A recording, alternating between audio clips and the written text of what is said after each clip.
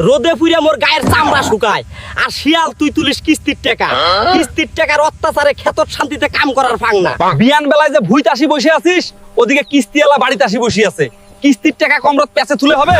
টাকা বাইর কর বানর। এই শিয়াল, তোর গুষ্টিক মারং মুই।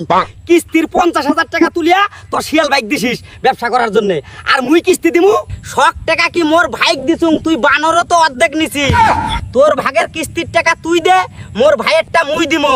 তুই তো মোর ক্ষেতের ফসল চুরি করিয়া তোর ভাইয়ের কিস্তি শোধ করিস।